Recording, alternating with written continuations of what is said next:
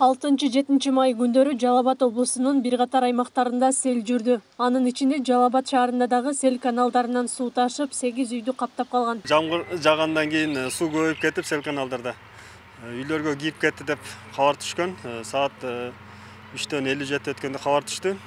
Кийин биздин куткаруучу балдар ошо 2 мотопомпа менен үйдүн королорун каптап кеткен үйлөргө келип сууларын сордуруп беришти. Селдин келип чыгуу себеби ушул Таш булак айыл өкмөтүнө дагы сел каптап суу көп келиптир. Ошол суулардын бизге дагы агып келип, биздин сел каналдарга кошулуп кеткен суусуна. Ошонун натыйжасында мына сел каналдын кээ бир таар жерлеринен баягы агындылар толуп калып, ошол жерлерден кичине суулар ашып кеткен. Бул селден Жалал Абад шаарынын тургуну Роза Исраилова да жабыркаган. Каналдан ашкан суу коросуна кирип, жер төлөсүнө чейин толуп калган. Кечинде саат 4 тегерегинде болду да. Кандай эшикке чыксак уже тизеден суу болуп кетти. Мына корону көрүп атасыңар, азыр дагы уже сиңип кетти суу. Бир ай мурун болгондо дагы келди, кечке жазып кетишти. Эчтеке толуп болгон жок. Ошондо да өзүмдүн үй бүлөм менен араң эми тазалап бүткөндө дагы болду да.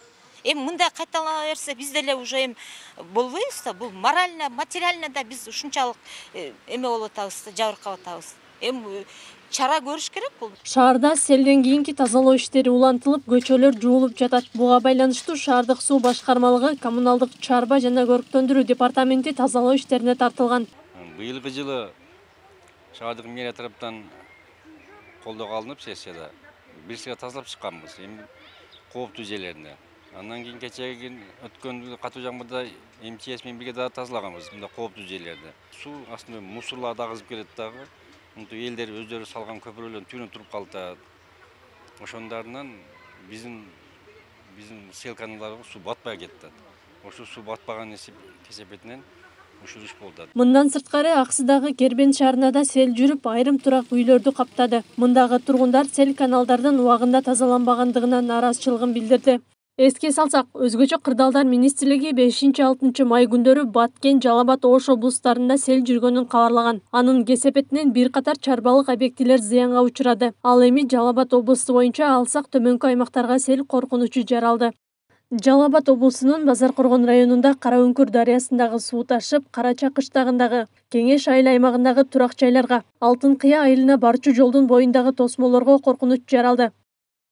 Ала Букада Кара Үңкүр сайынан келген сел 10 баш кой эчкини агызып кетти. Бишкек Ош жолундагы Нокен районунун аймагынан өткөн бөлүгүндөгү шакекчелерге суу батпай, жолду жана 5 гектар эгин талаасын каптады.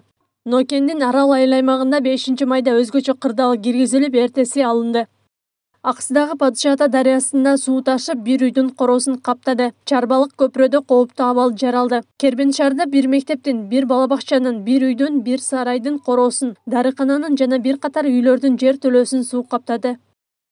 Аклай Карабаева, Замирбек Тойчубаев, Регион.